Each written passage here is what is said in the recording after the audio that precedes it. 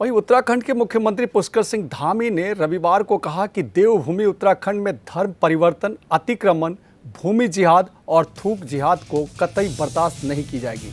CM Dhami ने शिक्षित लोगों से भी ऐसी चीज़ों को रोकने के लिए आगे आने का आह्वान किया। उधम सिंह नगर जिले के शिक्षा में एक अभिनंदन समारोह में मुख्यमंत्री ने कहा कि उत्तराखंड देवभूमि है जहां सभी लोग मिलजुल कर रहते हैं। धामी ने कहा कि उत्तराखंड में भूमि जिहाद की अनुमति नहीं दी जाएगी। कुछ लोग उत्तराखंड में थूक जिहाद कर रहे हैं, इसके भी अनुमति नहीं दी जाएगी। उन्होंने कहा कि समाज में बुरी चीज़ों को रोकने के लिए पढ़े लिखे लोगों को आगे आना चाहिए। जो भी गलत है उससे बर्दाश्त नहीं किया जाएगा। हाल ही में उत्तर प्रदेश के मुजफ्फरनगर जिले के खतौली निवासी दो भाइयों नौशाद अली और हसन अली को चाय के बर्तन में थूकने के आरोप में गिरफ्तार किया गया था। उत्तराखंड देवभूमि को यह गौरव प्राप्त हो गया है। देश की आजादी के बाद उत्तराखंड पहला राज्य है जहां पर समान नागरिक संहिता का विधेयक बनने के बाद बहुत जल्द लागू होने वाला है, एक्ट के रूप में लागू होने वाला है।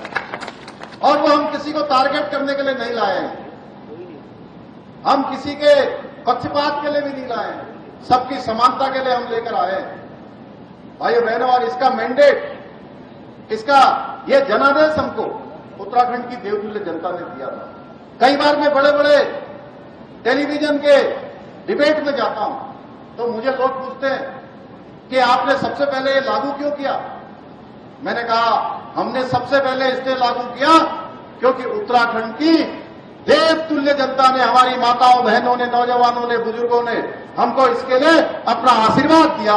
हमने उनके सामने 2022 के चुनाव में ये प्रस्ताव रखा था कि नई सरकार का गठन होगा तो हम उत्तराखंड के अंदर समान नागरिक संहिता का कानून लागू करेंगे।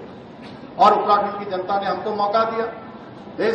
प्रदेश के इतिहास में, प्रदेश बनने के बाद पहली बार किसी भी राजनीतिक दल को हर बार चुनाव होता था, और चुनाव के बाद क्या होता था, शुक्ला जी भी उसी धोखे में चले गए और उधर आगे वाले भी उसी धोखे में चले गए।